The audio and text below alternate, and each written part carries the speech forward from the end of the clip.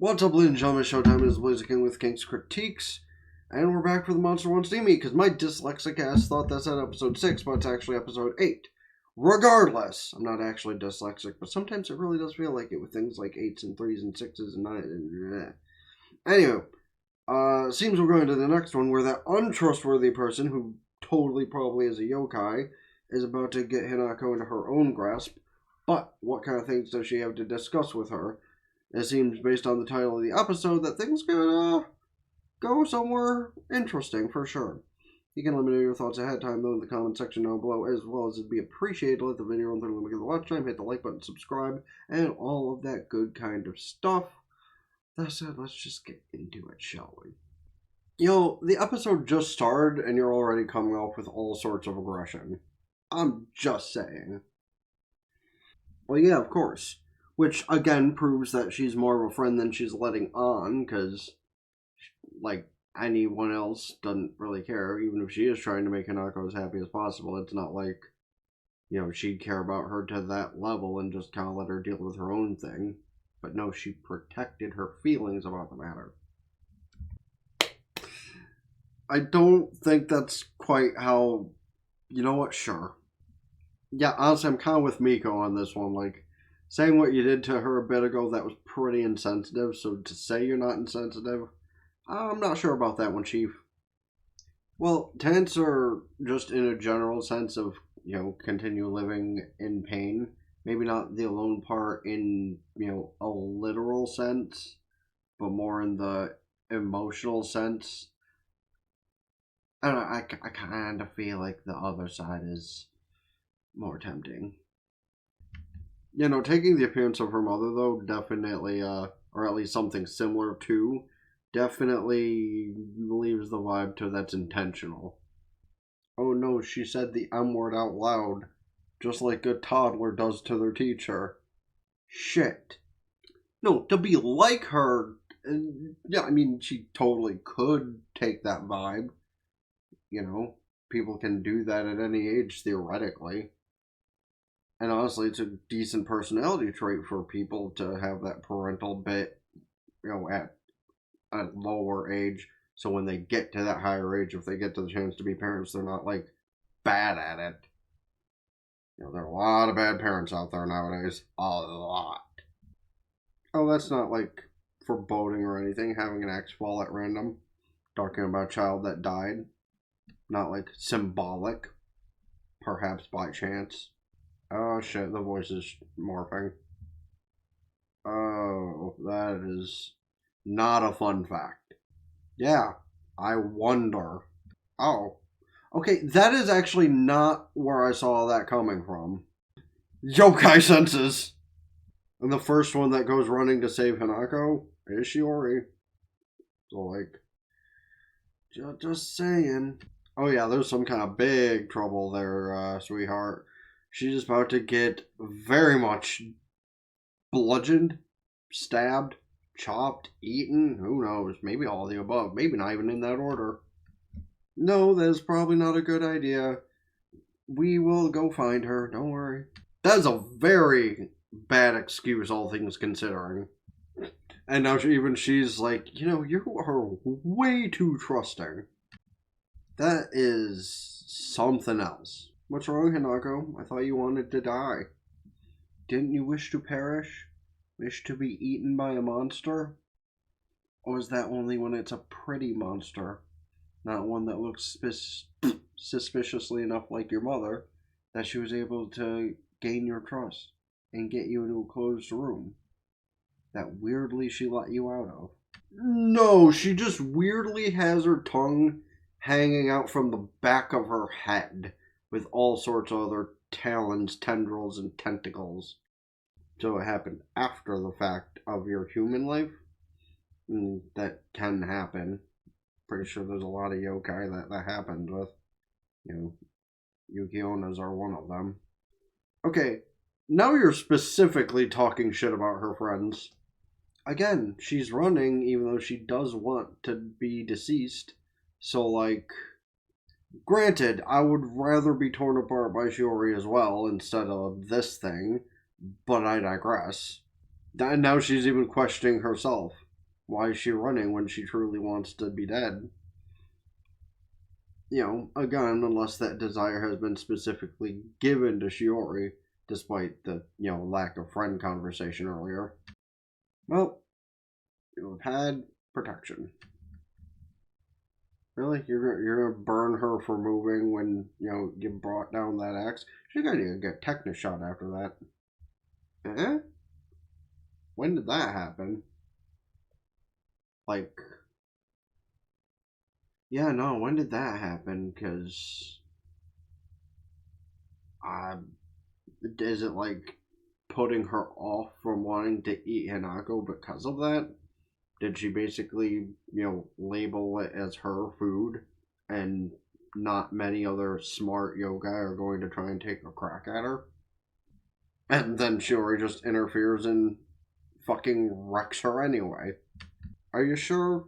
Because it seems like you didn't give a shit until you tasted it. Oh? Bonding? Or is it something that Hinako wasn't even aware of? And now she's about to shut her up before she even says anything. Yeah, no, she is something else. Not quite as horrifyingly grotesque as Miko was trying to say, but definitely not as hot as our mermaids. And, like a good friend, she's checking on her after the fact of defending her. Granted, perhaps defending her 100% necessary, but that thing was about to say something it shouldn't have, so she had to make sure it couldn't. You've seen her true form somewhere before, you're thinking? Uh-oh, perhaps that means I was right all along. Wait, so Miko knew she was a yokai? Bitch, why did you not... Yeah, you definitely failed to not tell her that beforehand, so she wouldn't, immediately trust her and go off places with her. Damn. Miku even... Why did I say Miku again? Miko even burned Shiori and she, isn't even saying anything about it. She's not in a good mood after what happened last night. However, Hinako can ask about what the mermaid blood thing means when she's not in the room, and that'll turn into a sticky situation. Interrupted before she even gets the chance to ask. And the memory of Ayame has been completely erased now that she's gone. Huh. Yeah, that's some pretty good regeneration. Wonder if that has something to do with their mermaid blood. And now, sneak attack! Kinda have. Oh good, she's become a schizophrenic. So she's recovered, but she just stayed away from other people's memory. But she did arrive so she could tell what she was trying to before. And by what she's already said, yeah, literally Hinako has been claimed by Shiori in more than the figurative sense. And she's going to ask about the thing now. Oh? So she had not just given the blood to her recently? Since, claiming she'd eat her one day? So maybe she does have something to do with the incident? Uh-huh. It's rare nowadays.